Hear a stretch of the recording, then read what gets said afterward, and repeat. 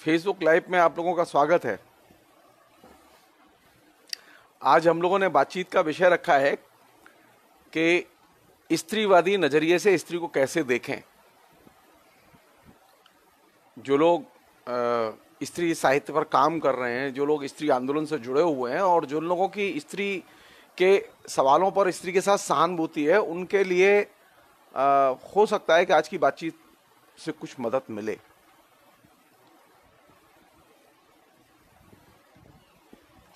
इसमें जो सबसे इंटरेस्टिंग चीज है वो ये कि स्त्री के प्रश्न अमूमन जब आते हैं तो हम लोग दिलचस्पी नहीं लेते। कभी कोई गोष्ठी हो रही हो और गोष्ठी में कोई महिला बोल रही हो तो आमतौर पर जब स्त्री बोल रही होती है तो हम ध्यान नहीं देते, और ये एक साधारण रवैया रहा है हम लोगों का। स्त्री बोले तो हम उसे सीधे सीधे इनकार कर देते हैं।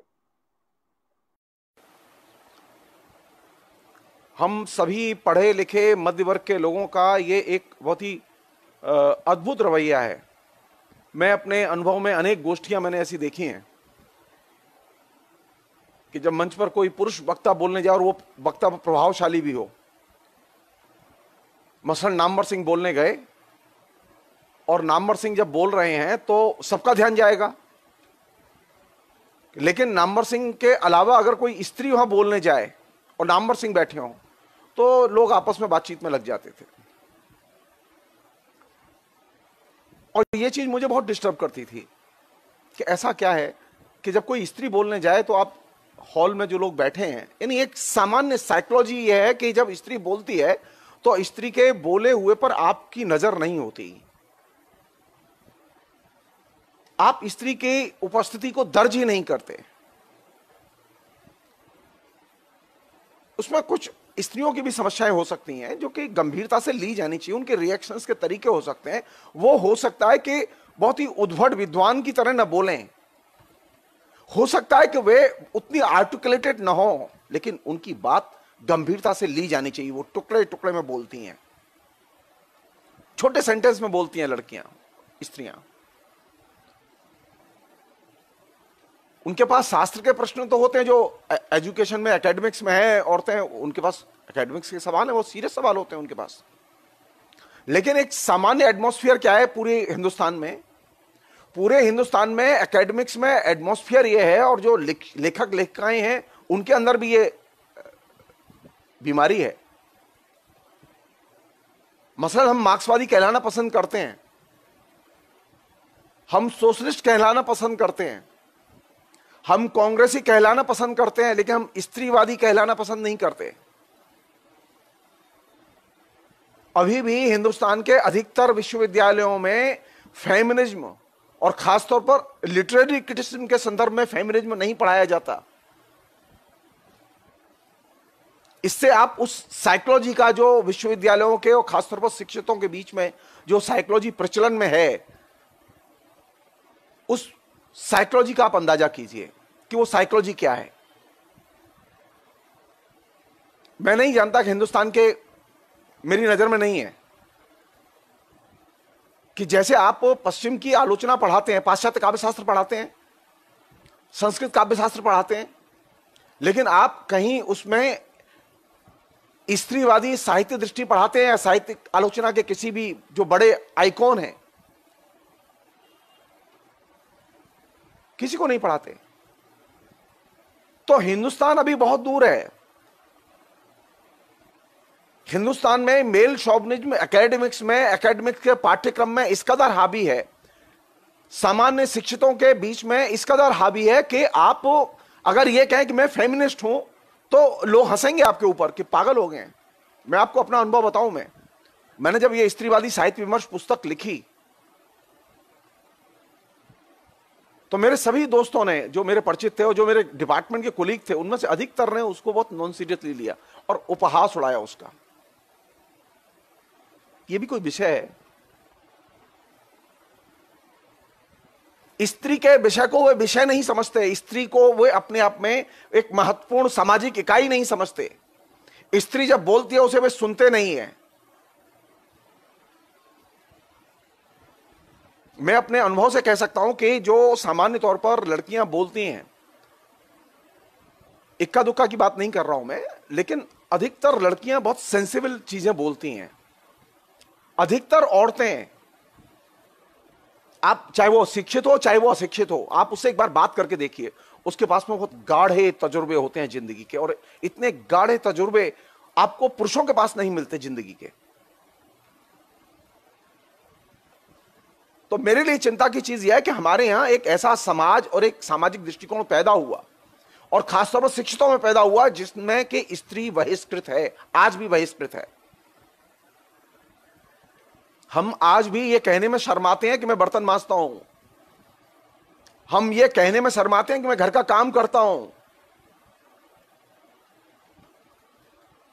स्त्री नहीं शर्माती, ये पुरुष को शर्माता है। घर क्या स्त्री का है? बर्तन क्या खाली स्त्री के हैं?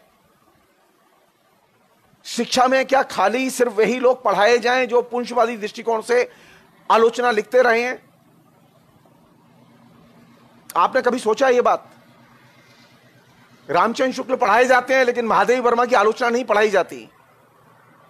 हजारी प्रसाद द्विवेदी पढ़ाए जाते हैं, सारे लोग जानते हैं। हिंदी के सारे आलोचक इस बात को जानते हैं कि छायावाद के बारे में, छायावादी साहित्य दृष्टि के बारे में सबसे बेहतरीन लेखन महादेवी वर्मा ने किया। लेकिन हिंदी के पाठ्यक्रम में कहीं पर भी महादेवी वर्मा की आलोचना नहीं पढ़ाई जाती। अधिक से अधिक अभी जो चले हैं ना हिंदी वाले, वो अभी श्रृंखला की कड़ियां तक पहुंचे हैं, साहित्य की दृष्टि तक नहीं पहुंचे। तो हिंदी का जो कुल मिला के जो दारो मदार है वो किन पर टिका हुआ है? वो पुरुषों पर टिका हुआ है।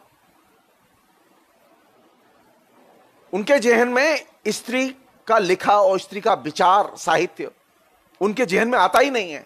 मैं आपको एक नमूना बता रहा हूं उसका। आप पिछले 150 साल में जो हिंदी के निबंध आलोचना विकसित हुई, लिखी गई, उस पर जितना विमर्श हुआ, और वो सारे प्रगतिशील लोगों ने किया, और आश्चर्यजनक बात है कि उसमें स्त्री शामिल नहीं थी। स्त्री का लिखा शामिल नहीं था, क्योंकि एक क्रिटिक के नाते दिमाग में कहीं ना कहीं यह बात बैठी है कि औरत है तो वो निबंध कविता तो लिख सकती है, वो कहानी लिख सकती है, लेकिन विचार या निबंध लिखना उसके बस की नहीं है। आलोचना लिखना उसके बस का काम नहीं है। औरतों के पास में विचार नहीं होते। ये चीज कूट कूट कर दिमाग में हमारे भरी हुई है, और इसने सारे की सारी चीजों को एकदम स्त्री के खिलाफ खड़ा कर दिया है। सो पहली चीज हम ये दिमाग से निकाल दें कि स्त्रियों के पास विचार नहीं होते और स्त्री विचारहीन होती है। स्त्री के पास भी विचार होते हैं, और स्त्री के पास, बल्कि मैं कहूंगा कि पुरुषों से ज्यादा बेहतर विचार होते हैं।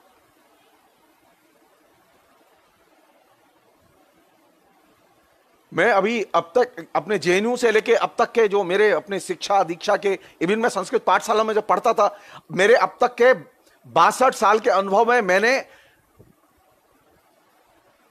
गिनती की मूर्ख औरतें देखी हैं, लेकिन मैंने अधिकतर औरतें जो देखी हैं वो विचारवान औरतें देखी हैं।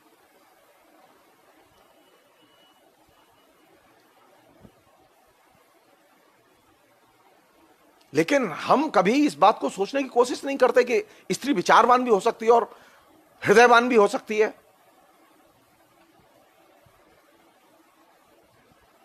जो पहली चीज स्त्री के बारे में समझने के लिए, पहली चीज जरूरी है कि स्त्री के बारे में जो ये मिथ बना हुआ है कि स्त्री विचारवान नहीं होती, स्त्री के पास विचार नहीं होते, वो दिमाग से निकाल दें हम लोग।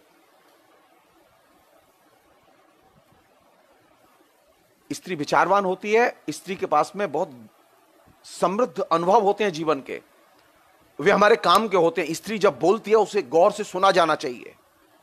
वो चाहे आपकी आलोचना करे, चाहे वो एकदम रद्दी बोले, तब भी आप उसकी बात सुनिए।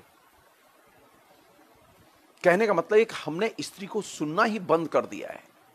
और ये वो जगह है जहां से कि स्त्री एकदम अदृश्य होती चली गई है।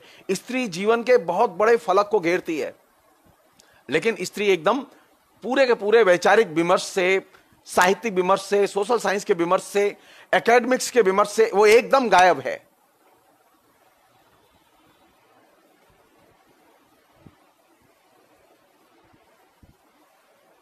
लेकिन मेरी ये अपनी धारणा है कि स्त्री को सिर्फ सम्मान की जरूरत नहीं है, स्त्री को रिकॉग्नाइज किया जाना चाहिए। हम लोग कहते हैं ना, हम रेस्पेक्ट बड़ा करते हैं, नहीं, स्त्री को रेस्पेक्ट की जरूरत नहीं है। आप अपनी रेस्पेक्ट अपने पास रखिए, स्त्री को सिर्फ स्त्री की तरह रिकॉग्नाइज कीजिए और सुनिए, सिर्फ सुनिए।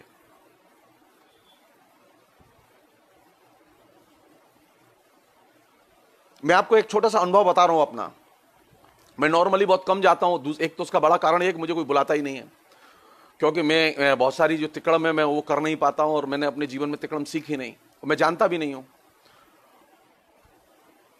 मैं बॉम्बे एक सेमिनार में गया मैं, और बॉम्बे में चर्च गेट पर एक कॉलेज है जिसका नाम है केसी कॉलेज। केसी कॉलेज की प्रिंसिपल ने अनुरोध किया, मैं गया था, एक बॉम्बे यूनिवर्सिटी के 150 साल हुए थे, उस 150 साल पर उन्होंने एक बड़ा प्रोग्राम रखा था, और उसमें 2 दिन के प्रोग्राम में मेरे कई भाषण हुए अलग अलग तरह के। लेकिन उसमें जो सबसे इंपॉर्टेंट एक्सपीरियंस था, जो कि मेरे लिए बहुत बहुत मूल्यवान था, वो मैं शेयर करना चाहता हूं आपसे। केसी कॉलेज के प्रिंसिपल ने कहा कि जगदीश्वर जी, आप हमारे यहां जरूर आइए। मैं उसे जानता नहीं था, उस प्रिंसिपल को मैं एकदम नहीं जानता था, लेकिन वो मुझे जानती थी, उसके पास मेरे बारे में सब जानकारी थी। उसने मुझे कभी देखा ही नहीं था। तो मैं केसी कॉलेज पहुंचा, मैं, जो बॉम्बे यूनिवर्सिटी के लोग थे जो जिन्होंने ये प्रोग्राम में लगे हुए थे, और जिस कॉलेज को उन्होंने जिम्मा दिया हुआ था बॉम्बे यूनिवर्सिटी ने, तो उन्होंने कहा कि आपको बुलाया, तो मैंने कहा मैं जरूर जाऊंगा। मैं गया तो साहब जो प्रिंसिपल थी कॉलेज की, उसने पहले मुझे बहुत गौर से देखा, ये 2004 की बात है, और वो बहुत ही खुश हुई, बोली कि मैं तो सोच रही थी कोई बूढ़ा आदमी होगा, लेकिन आप तो बूढ़े नहीं हैं, और मुझे बड़ा अच्छा लग रहा है। फिर वो अंदर गई, बोले अंदर चलिए मेरे कमरे में, अंदर लेके गई। जाते ही उसने अलमारी खोली और मेरी पुस्तक निकाली। बोले जगदीश्वर जी, ये पुस्तक देखिए, स्त्रीवादी साहित्य विमर्श जो आपकी पुस्तक है ना, एक एक लाइन रंगी हुई है। बोले कि मैं एक एक लाइन पढ़ाती हूं आपकी पुस्तक से। मैं फेमिनिज्म पढ़ाती हूं यहाँ बॉम्बे यूनिवर्सिटी के इस कॉलेज में, जो कि बहुत फेमस कॉलेज है, बहुत समृद्ध कॉलेज है वहां का। बोले कि मैंने कभी सोचा ही नहीं था कि मेरी इस पुस्तक के लेखक से मुलाकात होगी।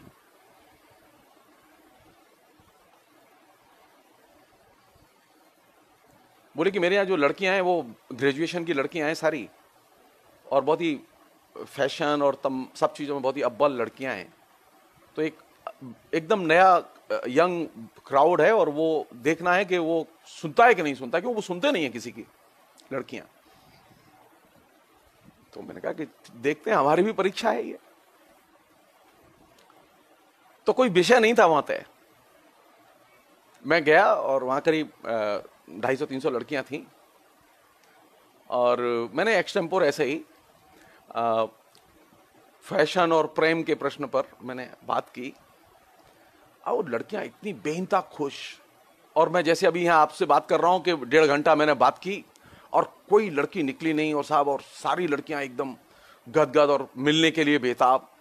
प्रिंसिपल बोली कि ये 1 घंटा अपनी क्लास के पीरियड में नहीं बैठती ये लड़कियां,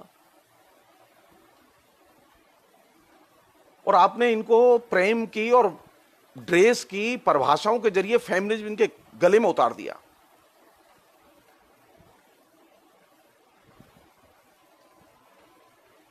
मुझे पहली बार यह अनुभव हुआ कि एक ग्रेजुएशन में पढ़ने वाली लड़कियां, और एक बहुत ही प्रतिष्ठित कॉलेज, केसी कॉलेज बहुत प्रतिष्ठित कॉलेज बॉम्बे यूनिवर्सिटी का, बहुत समृद्ध कॉलेजों में से। और जिस समय मैं गया था, मेरे जस्ट प्रोग्राम के 2 दिन पहले ही वहां एक प्रोग्राम हुआ था, बड़ा प्रोग्राम हुआ था, जिसमें के अमिताभ बच्चन थे, उसमें मुकेश अंबानी थे, उसमें लाल कृष्ण अडवाणी भी थे, संयोग से उस पैकेज में मुझे भी रहना था, लेकिन मैं निकल गया। मैंने कहा कि नहीं, मैं बाद में चला जाऊंगा। मैंने कहा अमिताभ बच्चन के साथ मैं क्या बोलूंगा, मैं तो खुद ही देखता रहूंगा। मुझे जो लड़कियों ने बात कही मैं आपसे शेयर करना चाहता हूं। उन्होंने कहा कि सर, हमारे यहां जो हमारे शिक्षक आते हैं वो कभी हमारे मन की बात ही नहीं करते। हम जो शिक्षक कक्षा में जाते हैं वो कभी अपने जो छात्र छात्राएं उनके हृदय को स्पर्श करने वाली बातें ही नहीं करते। और यही वह जगह है जहां से कि एकेडमिक्स का अलगाव शुरू हुआ है। विद्यार्थी पास तो होता है, लेकिन विद्यार्थी के दिलों की धड़कन को हम लोग नहीं जानते। जो लड़की क्लास में बैठी है, हम उसकी दिक्कत नहीं जानते कि वह लड़की आखिर किन दिक्कतों से गुजर रही है। जो फेमिनिज्म की पहली शर्त है, स्त्रीवादी नजरिए से कम्युनिकेट करने की और स्त्री को जानने की, स्त्री से संपर्क संबंध बनाने की पहली शर्त है, पहली सीढ़ी है।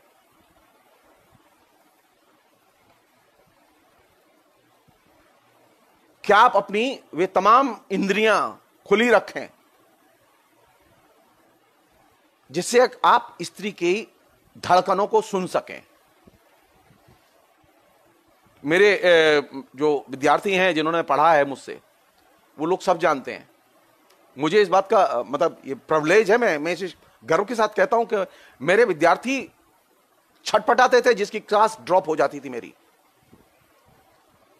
लड़कियां झगड़ा करती थी कि सर आज आपकी क्लास छूट गई है, क्योंकि मैं घुसने नहीं देता था। एक टाइम के बाद में 10 मिनट तक तो मैं एंट्री थी। एकेडमिक्स में हमारी ये पहली चुनौती है, और स्त्री के संदर्भ में तो बहुत ज्यादा बड़ी चुनौती है ये, कि हम स्त्री के मन को जाने कि स्त्री का मन कैसा है। हमने स्त्री को जानने की कोशिश ही नहीं की तो फेमिनिज्म में दाखिल कहां से होगा। फेमिनिज्म को दाखिल करने के लिए जरूरी है कि आप स्त्री के मन को जाने, और स्त्री को मन को जानने के लिए जरूरी है आप पुरुष मन को खूंटी पर टांग कर आए। पुरुष के मन के आधार पर, पुरुष के मन के जरिए स्त्री के मन को नहीं जान सकते। जैसा कि हम लोग जानते हैं कि मॉडर्निज्म में या आधुनिक काल में हर चीज अर्जित करनी होती है। आपको स्त्री को भी अर्जित करना होगा और स्त्री के मन को भी अर्जित करना होगा, और स्त्री को भी स्त्री के मन को और स्त्री के विवेक को अर्जित करना होगा। दोनों के लिए जरूरी है। कोई स्त्री है और उसके पास में स्त्री चेतना हो, यह जरूरी नहीं है। कोई स्त्री है वो स्त्री के मन से चीजों को देखे, स्त्री के दृष्टिकोण से चीजों को देखे, जरूरी नहीं है।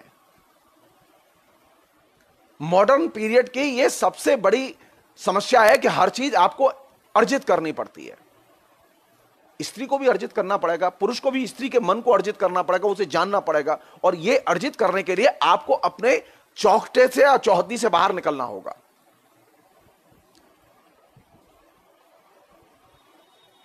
अब यह एक अपने आप में बहुत ही पेचीदा सवाल है, इसका कोई सरल आंसर नहीं है कि औरत क्या है।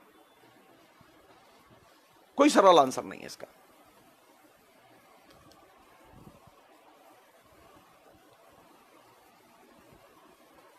और खासतौर पर डेमोक्रेसी में तो और भी मुश्किल है। एक तो मुश्किल यह है कि स्त्री के बारे में हमारे पास में सिर्फ कुछ स्टीरियोटाइप हैं जो हमारी चेतना में है। पहली सबसे बड़ी मुसीबत तो यह है। दूसरी मुसीबत यह है कि स्त्री के बारे में कुछ आकांक्षाएं और इच्छाएं लोकतंत्र ने पैदा की हैं, जिसे हम लोग कहते हैं, ये जो सो कॉल्ड मॉडर्न मीडिया है, इसने पैदा की हैं। वो विज्ञापन है, सिनेमा है, रेडियो है, टेलीविजन है, पॉलिटिक्स है।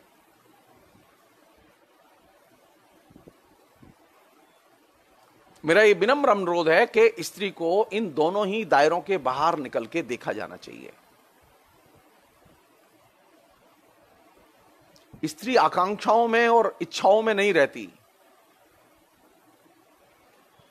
और स्त्री स्टीरियोटाइप रूपों में भी नहीं रहती।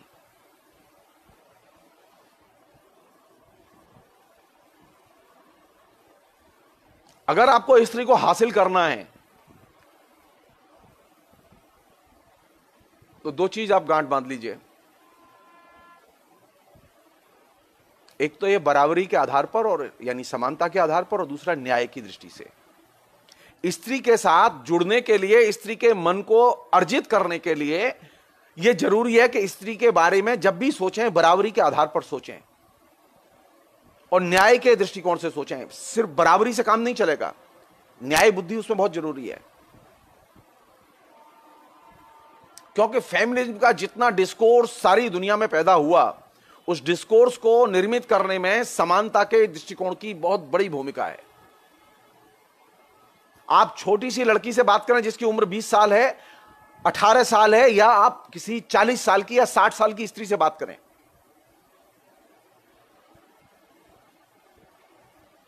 समानता के नजरिए से बात करें, उसे यह फीलिंग होनी चाहिए जब आप बात कर रहे हैं कि आप उसके साथ में छोटे बड़े का भेद नहीं कर रहे।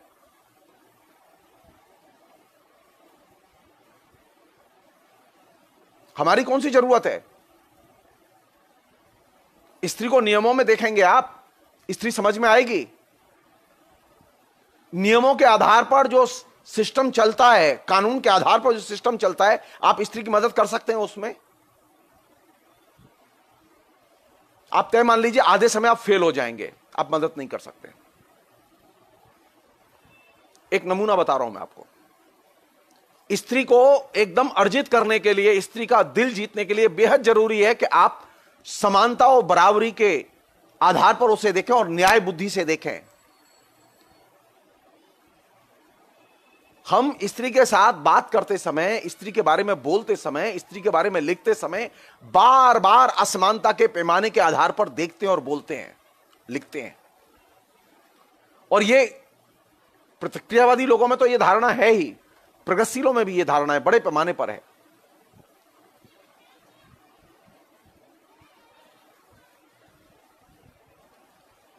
अधिकतर प्रगतिशील लोग विचार से एकदम सनातनी होते हैं, उन्हें हाउसवाइफ चाहिए।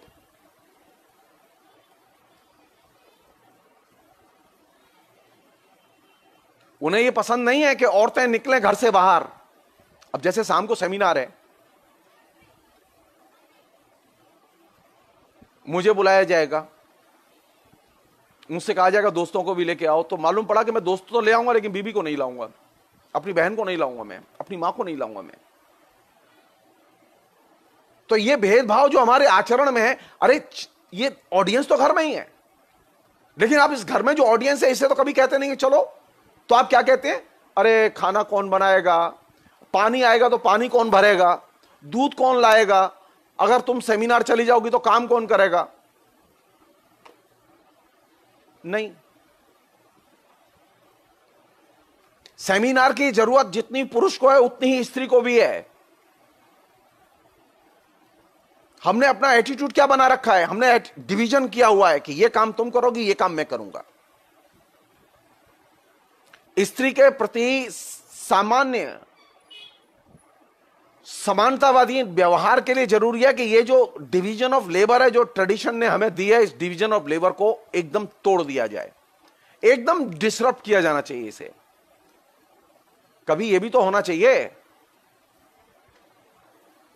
कि आप बर्तन मांजे और वो बैठे बैठे चाय पिए, जैसे आप चाय पीते थे और वो बर्तन मांजती थी।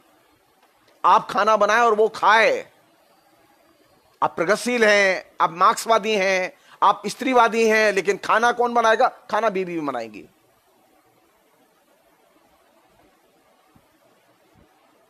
नहीं, ये पैटर्न बदला जाना चाहिए। ये जो तयशुदा जो डिवीजन ऑफ लेबर है, इसे बदला जाना चाहिए। और ये इस बात से तय होगा कि आप जब कहते हैं ना कि औरत को कहां से देखें, तो सवाल यह कि आप किस मंशा से देखते हैं, क्या इंटेंशन है आपकी, कैसे देखते हैं आप स्त्री को।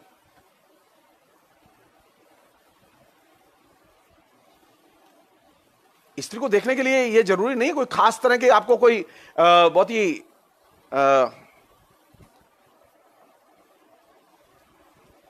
आपने जब स्त्री को देखना शुरू किया तो आप जो लोग अभी कहते हैं ना, बहुत बड़े पैमाने पर एक स्कूल है हमारे यहां, वो स्कूल ये है कि मैं बार बार एक बात को रिपीट करता हूं, मैं अभी भी आपसे फिर रिपीट कर रहा हूं क्योंकि हो सकता है मैं पहले बोल चुका हूं इस बात को, लेकिन मैं रिपीट करना चाहता हूं। मध्यकाल में हम स्त्री को नहीं जानते थे। मध्यकाल के साहित्य में जितना स्त्री के बारे में लिखा है पुरुषों ने, और खासतौर पर संस्कृत के श्रृंगार साहित्य में जो लिखा गया है, हम स्त्री को नहीं जानते थे। वो सारा पुरुषों का लिखा हुआ है, वो काल्पनिक है, उसका वास्तव स्त्री के जीवन से कोई संबंध नहीं है। और जो वास्तव जीवन से के अनुभव पे आधारित जो साहित्य लिखा है स्त्री ने, उसको हमने कभी कंसीडर नहीं किया।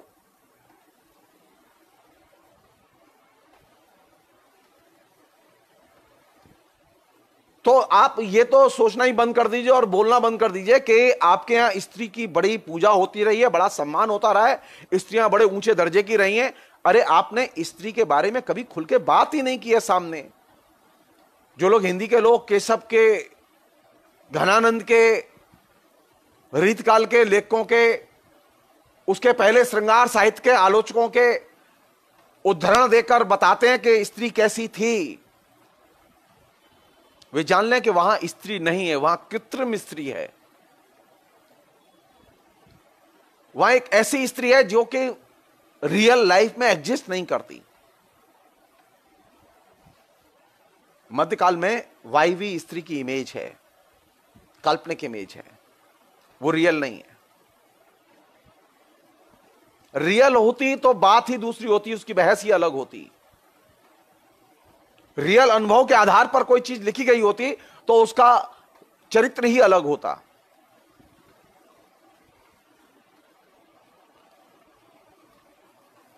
अब एक दो व्यावहारिक चीजें जो इधर की हैं, हम उन पर आए। हां, महेश बसी जी, जो ये बात सही है, स्त्री को उसकी नजर से देखते हुए समानता और न्याय का भाव हो, ये प्राथमिक शर्त है।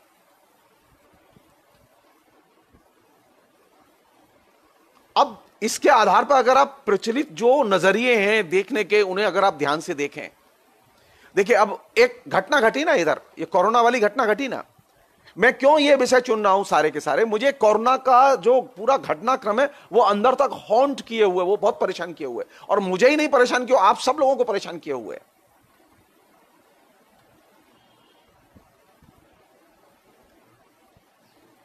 हमें यह विचार करना चाहिए कि स्त्री के बारे में हमारे दिमाग में कौन सी समझ बैठी हुई है, हम स्त्री को कहां से देखते हैं।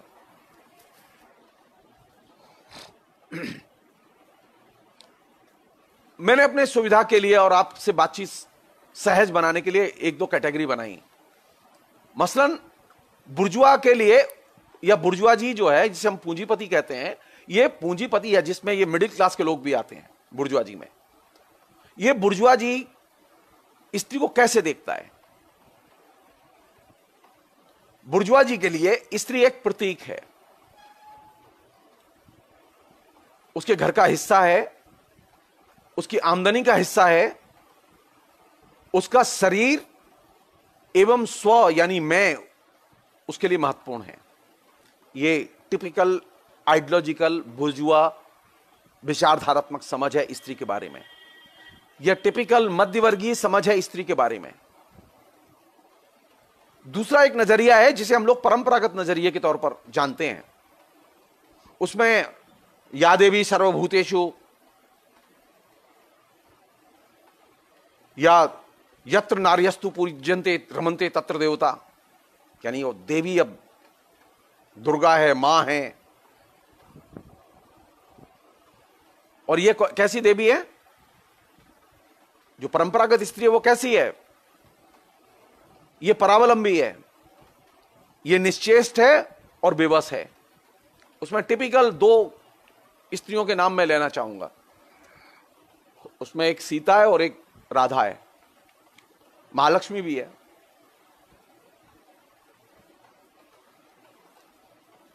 और तीनों की तीनों नायिकाएं जो आदर्श नायिकाएं, उनमें तीनों में ये गुण कूट कूट के भरे हुए हैं, और ये गुण कूट कूट के परंपरागत दृष्टिकोण में भी भरे हुए हैं। वे चाहते हैं कि स्त्री कैसी बने, वो परावलंबी बने, वो निश्चेष्ट बने एवं विवश। और उसकी जो निश्चेष्टता है या निष्क्रियता है, उसको हमने संतोष और सहयोग, स्त्री का काम क्या है? वो संतोष की एकदम प्रतीक है, हर चीज में उससे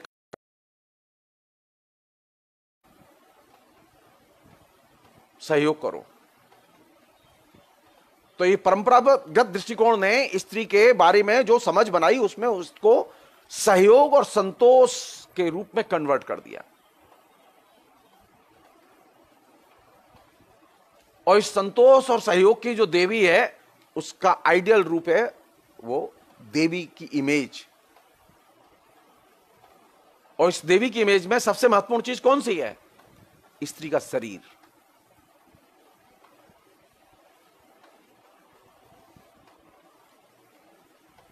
इस इमेज में स्त्री के दुख और अभाव कहीं नहीं आते। यानी जो परंपरागत दृष्टिकोण है वो स्त्री के इस रूप पर तो विचार करता है कि वो देवी है, लेकिन उसके दुख और अभाव भी हैं, इस पर वो विचार नहीं करता। न ट्रेडिशन में है न वर्तमान में है। इन दोनों से अलग एक नई आधुनिक गैर बुर्जुआ औरत है। वो कैसी औरत है? वो औरत है जो कि अपने को सिर्फ शरीर मानने से इनकार करती है।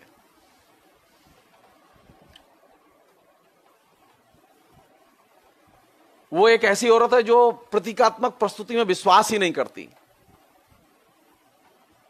उसका सिर्फ एक ही चीज में विश्वास है, वो है लेबर, श्रम। वो न शरीर में विश्वास करती है न अपनी प्रतीकात्मक प्रस्तुतियों में विश्वास करती है। वो किस में विश्वास करती है? श्रम में विश्वास करती है।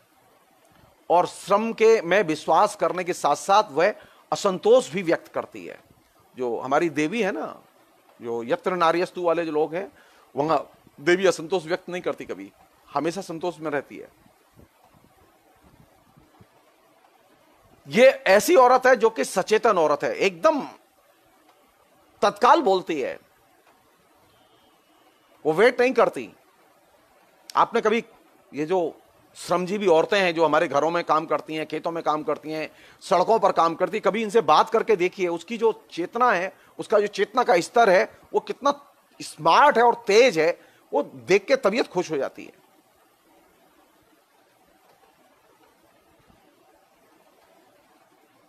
उसकी काम जो हमारे यहां काम करती है उसकी श्रम से मोहब्बत होती है, जिसके वो काम कर रही है उससे कोई मोहब्बत नहीं होती उसकी। वो जानती है कि उसे काम करना है और काम करके अपनी मेहनताना लेना और चले जाना है, उसका कोई प्रेम नहीं होता। और वो ये भी जानती है कि जितनी भी मीठी मीठी बातें मुझसे कही जा रही हैं उनका कोई अर्थ नहीं है। अर्थ तभी तक है जब तक कि मैं काम कर रही हूं। वो ये भी जानती है उसके शरीर का कोई दाम नहीं है, उसके सिर्फ श्रम का दाम है। इसलिए वो हमेशा अपने को सामाजिक तौर पर सचेतन स्त्री के तौर पर व्यक्त करती है। इस औरत की ब्यूटी है कि इसके ऊपर अतीत का कोई बोझ नहीं है। जो श्रमजीवी औरत है, आपने पता नहीं ध्यान दिया कि नहीं दिया, एक बड़े स्केल पर हम मध्य वर्ग के लोग किसमें फंसे हुए हैं? हमारे मध्य वर्ग के लोगों के यहां आज भी इस बात पर लगातार मुकदमेबाजियां, लाखों मुकदमे हैं, करीब 70-80 लाख मुकदमे हैं जो डाइवोर्स के पड़े हुए हैं कोर्ट में। और जो श्रमजीवी औरत है, जिस दिन उसकी अपने पति से नहीं बनती छोड़ देती है वो, और पति से कभी भाग,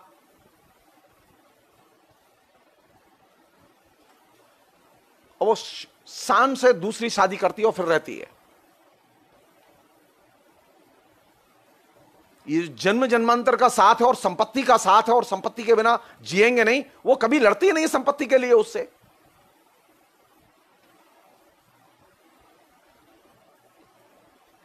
और मध्य वर्ग की औरत जो सबसे ज्यादा शिक्षित औरत है, वो संपत्ति के लिए 20-20, 30-30, 40-40 साल तक सिर्फ मुकदमेबाजी करती रहती है और परेशान करती रहती है और अपने को भी परेशान करती है।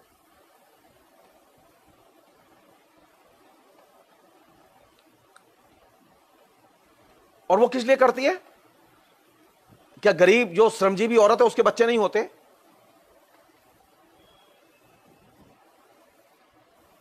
कभी ध्यान से सोचिए और देखिए, एंगल्स ने एक बात कही थी, जब स्त्री पुरुष के संबंधों में जहां संपत्ति जितनी अधिक होगी वहां उतना ही अधिक संकट होगा। और जहां स्त्री पुरुष के संबंधों में संपत्ति जितनी कम होगी या संपत्ति नहीं होगी, वहां संबंधों में कोई संकट ही नहीं होगा उस तरह से, मानी आराम से आप संबंध तोड़ सकते हैं, आगे जा सकते हैं। लेकिन चूंकि हमारे संबंध तो संपत्ति के संबंध हैं, तो उसे तोड़ने में जान निकल जाती है आपकी।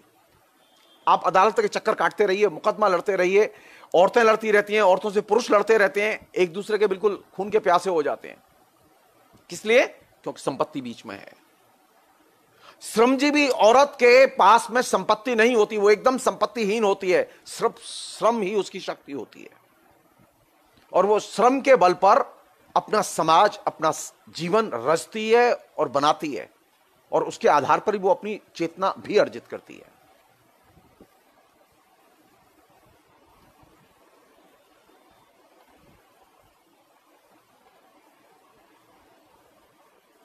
वह अपने को बायोलॉजिकली नहीं देखती, बल्कि वह अपने को एक सामाजिक इकाई के तौर पर देखती है।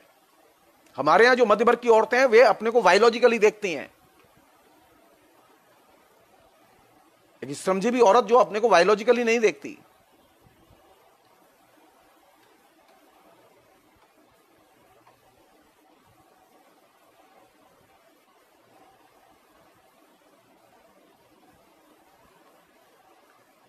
ये जो परंपरागत औरत है या बुर्जुआ औरत है, इस परंपरागत और बुर्जुआ औरत में दोनों में संस्कार नाम की परेशानी है।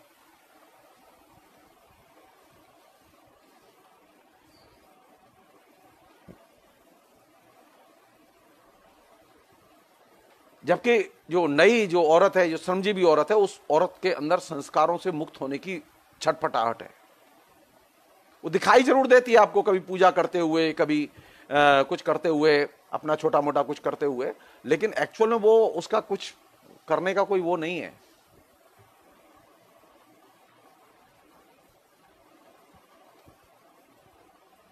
कहने का मतलब यह है कि ये जो परंपरागत और बुर्जुआ जो नजरिया है स्त्री के प्रति, ये स्त्री को उसके दासत्व से, यानी पुरुष के दासत्व से, उसकी गुलामी से उसे मुक्त नहीं करता।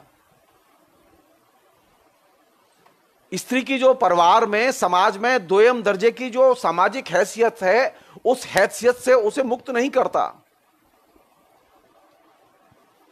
क्योंकि स्त्री को अर्जित करने के लिए, और आधुनिक स्त्री को अर्जित करने के लिए जरूरी है कि वह अपने को दास भाव से मुक्त करे। दास भाव से मुक्त करने के लिए पहली शर्त है कि वह अपने को एक शरीर के तौर पर देखना बंद करे।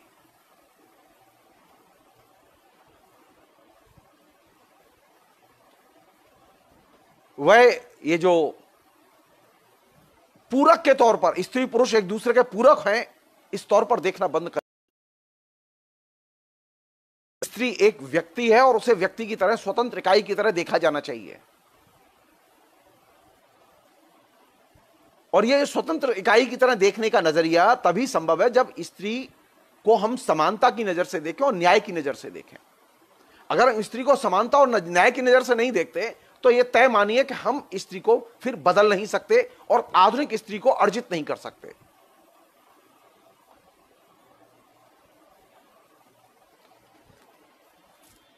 स्त्री के जीवन में जो बहुत सारे अभाव हैं, अनंत अभाव हैं, और वो सारे अभाव किससे भरे जा रहे हैं? वे अभाव देन है उसके दासत्व की, लेकिन उन अभावों को भरा जा रहा है वस्तुओं से। उसे वस्तुओं से लाद दिया गया है एकदम। आज ट्रेडिशनल औरत के पास, मध्य वर्ग की औरत के पास में, बुर्जुआ औरत के पास में बेशुमार अंबार लगा हुआ है वस्तुओं का।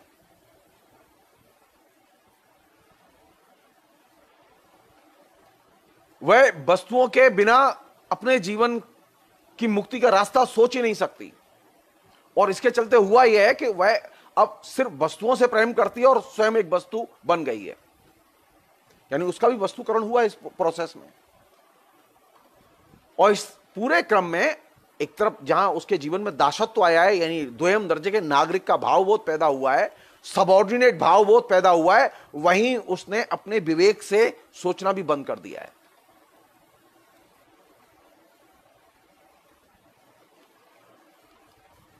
एक घटना बता रहा हूं मैं आपको। प्रसंग बहुत सारे हैं लेकिन एक घटना बहुत जरूरी है। एक स्त्री अचानक, उसकी 60-62 साल की एज, उसकी अपने पति से किसी बात पर अनबन हो गई और वो छोड़ के अपने पति को अपने छोटे बेटे के पास चली गई। मथुरा की घटना ही है। मथुरा में रहती थी, पति मथुरा में, परिवार मथुरा में, बड़ा बेटा मथुरा में, बड़े बेटे की बहू मथुरा में। लेकिन उसने अचानक देखा कि उसके पति का जो व्यवहार है वो ठीक नहीं है। अब वो उसकी तरफ ध्यान नहीं देता, वो बड़े बेटे की बहू की बात सुनता है, उसकी तरफ ध्यान देता है, उसकी उपेक्षा हो रही है। तो उसने तय किया कि अब मैं पति के साथ नहीं रहूंगी। अब वो चली गई और वो सीधे हैदराबाद चली गई अपने छोटे बेटे के पास। मैं उनसे मिला, उनके लड़के ने फोन भी किया, बताया मुझे कि ऐसे ऐसे बात है। तो अम्मा जी से बात हुई तो बोले कि ना, अब कोई बीच में रास्ता नहीं है, मैं अब जाऊंगी नहीं, मैं बात नहीं करूंगी। कुछ साल के बाद में उनके पति की डेथ हुई। तो उन्होंने कहा कि लड़के ने कहा कि मम्मी पापा की डेथ हो गई, चलो मथुरा चलो। उसने कहा नहीं, मैं नहीं जाऊंगी।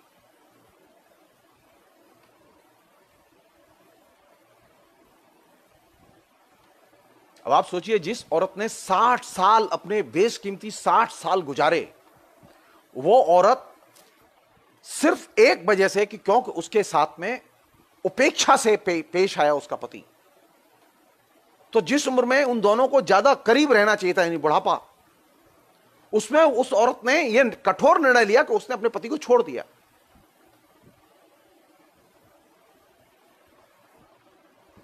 उसने कभी सोचा ही नहीं था कि वो कभी अपने छोटे बेटे के पास जाके रहेगी हैदराबाद। और अचानक उसने तय किया कि उसने टिकट कटाई हैदराबाद की मथुरा से और वो सीधे हैदराबाद पहुंच गई।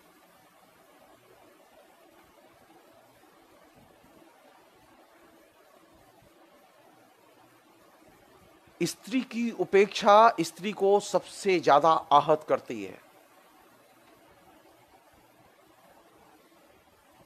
अगर आप स्त्री को पाना चाहते हैं तो पहली चीज, अपने व्यवहार में हम लोग ये दुरुस्त करें कि स्त्री की उपेक्षा न करें। ऐसे अनेक अनुभव हैं मेरे पास जीवन के, अपने करीब के लोगों के, दोस्तों के।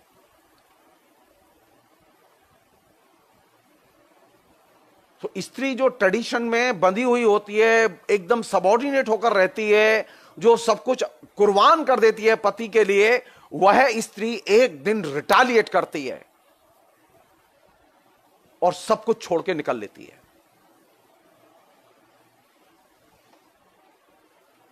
सो बजाय इसके कि यह स्थिति आए,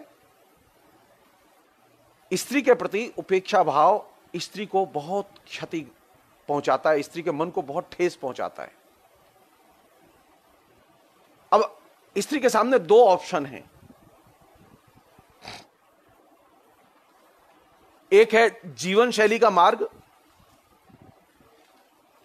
और एक है नागरिक शैली का मार्ग। जो बुर्जुआ और परंपरागत नजरिया है स्त्री के बारे में, वो जीवन शैली के मार्ग पर जोर देता है। खान पान, रहन सहन, उसका पूरा सिस्टम, उसके अनुकूल तमाम किस्म की आदतें।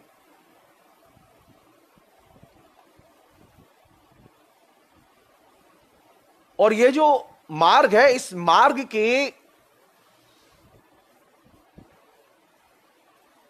ये जो मार्ग है, इस मार्ग की सबसे बड़ी आयरनी यह है कि जो स्त्री जीवन शैली के मार्ग को एडॉप्ट करती है, यानी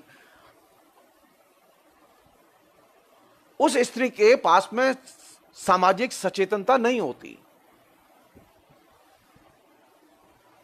हम में से अधिकतर लोग जो जीवन शैली के मार्ग पर स्त्री को ले जाना चाहते हैं या स्त्री चली गई हैं, उनमें से अधिकतर स्त्रियां अपने अधिकारों के प्रति, अपनी स्त्री चेतना के प्रति भी सजग नहीं होती।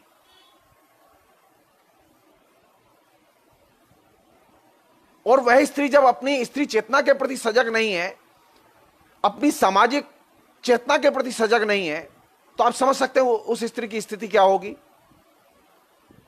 वो बिल्कुल बेपैंदी के लोटे की तरह होती है कि उसे जहां से जिधर से प्रेशर आता है उधर ही वो चली जाती है,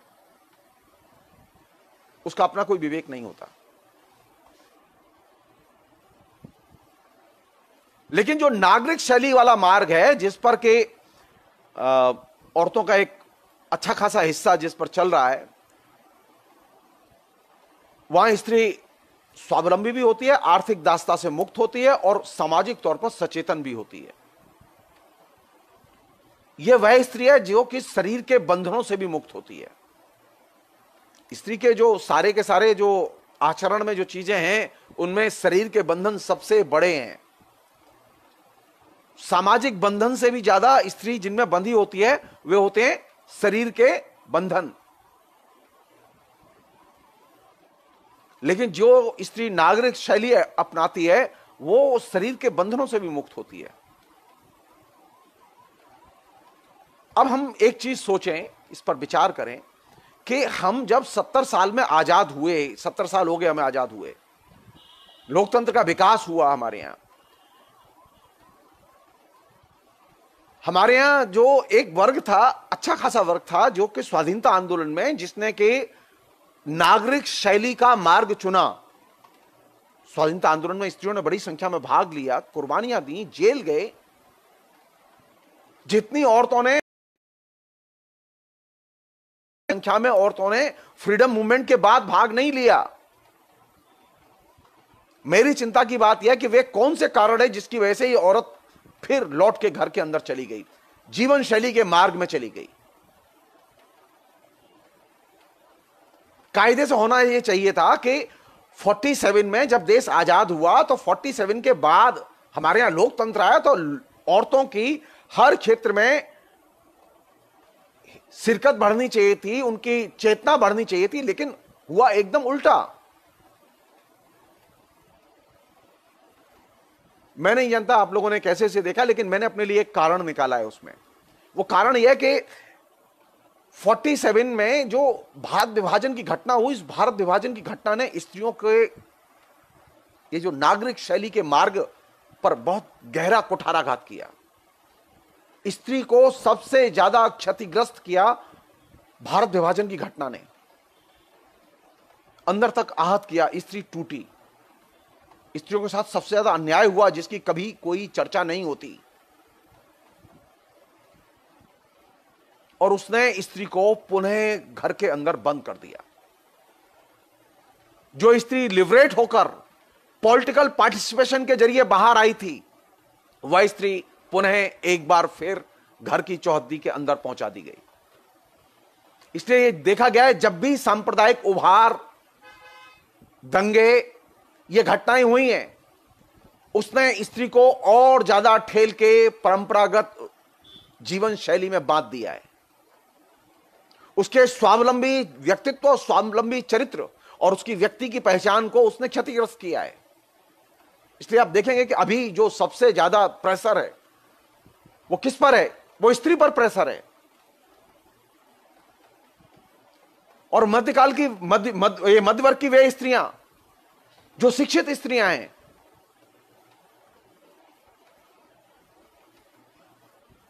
वे अब लौटकर पुनः अपने दायरे में लौट गई हैं, वे जीवन शैली के मार्ग पर लौट गई हैं, वे पुनः सांप्रदायिकता के पक्ष में लौट गई हैं। वे सांप्रदायिकता के पक्ष में नहीं थी लेकिन अब पुनः लौट गई हैं। और ये चीज लगातार बढ़ रही है, घट नहीं रही है, और ये चीज चिंता की चीज है।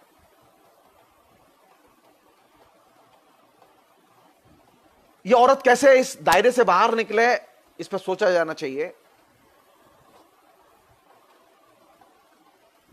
एक अन्य चीज कह के मैं ये बात यहीं खत्म करूंगा, मैं जो जरूरी भी है वो ये कि स्त्री की चेतना के और स्त्री के व्यक्तित्व के विकास के लिए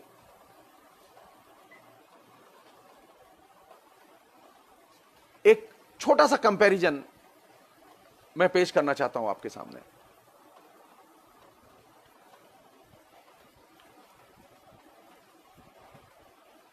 वो कंपैरिजन क्या है? हमारे यहां जो बहुत सारे रिफॉर्म हुए स्त्रियों के पक्ष में, हमारे यहां जो बहुत सारे परिवर्तन आए स्त्रियों के जीवन में, हमारे यहां बहुत सारे जो कानून आए स्त्रियों के बारे में, उन कानूनों को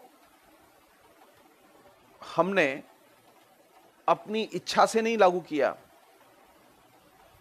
बल्कि अंतर्राष्ट्रीय जो परिवर्तन घटे उसके कारण वे लागू किए गए। मसलन 1975 से लेके 85 तक का जो एक दशक महिला दशक के नाम से जाना जाता है, वो तो उस महिला दशक के दौरान जो प्रश्न उठे, उन प्रश्नों ने बड़े पैमाने, जो लोग कहते हैं ना कि स्त्री ये तो भारतीय स्त्री है, इसको तो देसी स्त्री है, इसके ऊपर दुनिया का कोई असर नहीं है, वो गलत कहते हैं। अभी हिंदुस्तान में जो स्त्री है और उसके पास में जो अधिकार हैं, उसके बारे में जो नए कानून है, उन नए कानूनों को बनाने में, उसके नए अधिकारों को सृजित करने में अंतर्राष्ट्रीय प्रभावों की बहुत बड़ी भूमिका है। और ये अंतर्राष्ट्रीय प्रभाव पैदा हुए जब 1975 में महिला दशक की शुरुआत हुई। कई अंतर्राष्ट्रीय कन्वेंशन हुए, उन कन्वेंशन पर भारत ने हस्ताक्षर किए, कई अंतर्राष्ट्रीय समझौते हुए विभिन्न देशों के बीच में, और ये अंतर्राष्ट्रीय कन्वेंशनों और समझौतों के क्रम में अनेक बड़े परिवर्तन, खासतौर पर वायलेंस, स्त्री के खिलाफ जो हिंसा थी उसके खिलाफ कानून, स्त्री के लिए शिक्षा और रोजगार से संबंधित प्रश्न केंद्र में लाए गए। शिक्षा, रोजगार और हिंसा, इन तीन से संबंधित जो रिफॉर्म भारत में लागू किए गए, उसमें अंतर्राष्ट्रीय कानूनों और कन्वेंशनों की बहुत बड़ी भूमिका है। तो जो लोग कहते हैं कि नहीं हमारी स्त्री ने तो सिर्फ अपने वजह से पाया है, ये ठीक नहीं है। हमारी स्त्रियां थीं, वो सीमित दायरे में लड़ाई लड़ रही थीं। अंतर्राष्ट्रीय स्तर पर स्त्रियों ने जो आवाज बुलंद की स्त्रियों के हकों के लिए, फेमिनिस्टों ने जो आवाज बुलंद की, उस आवाज का यह परिणाम था कि शिक्षा, रोजगार और वायलेंस, इन तीन के खिलाफ में बड़े महत्वपूर्ण कानून बने और प्राथमिकताएं तय की गई स्त्री की।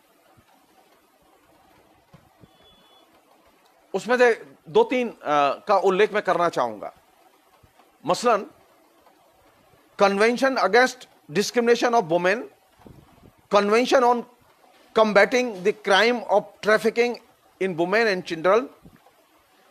उसी तरह इन कानूनों की रोशनी में दहेज के बारे में, सती के बारे में, ये जो पुलिस थाने में पकड़ के ले जाते हैं और फिर वहां रेप करते हैं लड़कियों को, उसके बारे में, कस्टोडियल रेप या सेक्स सेलेक्टिव एबॉर्शन जो है,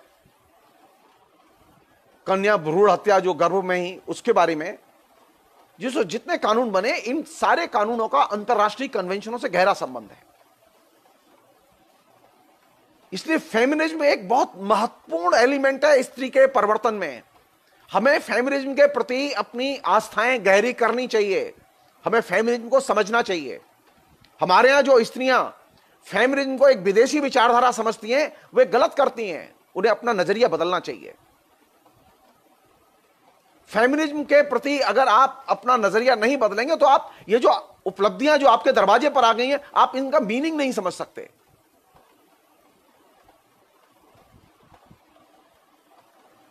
कुछ चीजें ऐसी हैं जो कि भारत में ही हैं, पश्चिम में नहीं है, ऐसी भी हैं।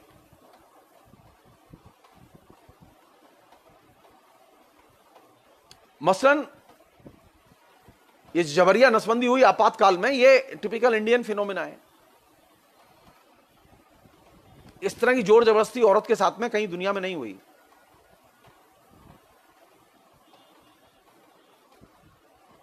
स्त्री के बुनियादी हकों का स्थगन,